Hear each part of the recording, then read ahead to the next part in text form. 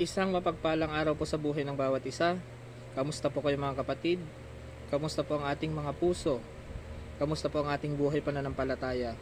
Purihin po ang ating Panginoon sapagkat binigyan niya po tayo ng panibagong araw, panibagong pag-asa, panibagong kalakasan at panibagong buhay.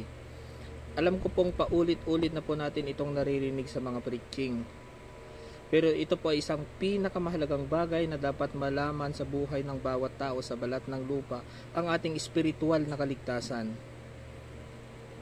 At kung titignan natin at pagbulay-bulayan ang pangako ng Diyos sa aklat ng Juan 3:16, at ang sabi po doon, sapagkat gayon na lamang ang pag-ibig ng Diyos sa sangkatauhan, kahit binigay niyang isa niyang bugtong na anak, upang ang sino mang sumampalataya ay hindi mapahamak at magkaroon ng buhay na walang hanggan.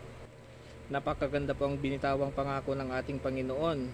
Kung sino man pong tumanggap sa Kanya at sumampalataya at kikilalanin siya bilang Panginoon at sariling tagapagligtas at sumunod po sa Kanyang kalooban, tayo po ay magkakaroon ng buhay na walang hanggan.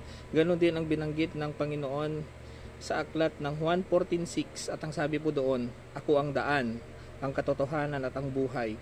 Walang makakapunta sa Ama kundi sa pamamagitan ko. Everybody listen carefully. Huwag po tayo magpatukso sa offer ng mundo. No one can satisfy us in this world, only Jesus Christ. No one can satisfy us in this world, only Jesus Christ. Kasi namumuhay po tayo sa espiritu at katotohanan. Palagi mo nating pakatandaan na kapag kay Jesus ay may kasiguraduhan. Sumunod po tayo sa kalooban ng Panginoon. Trust and obey Him.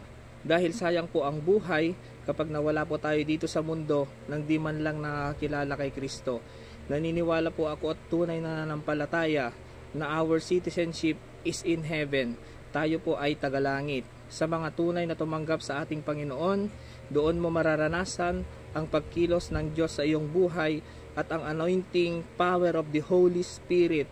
Hindi pa huli ang lahat sa iyo kapatid, hanggat may oras pa, tayo po ay magbago. Iwaksi ang kasalanan at yakapin ang kabanalan. Accept Jesus Christ as your personal Lord and Savior.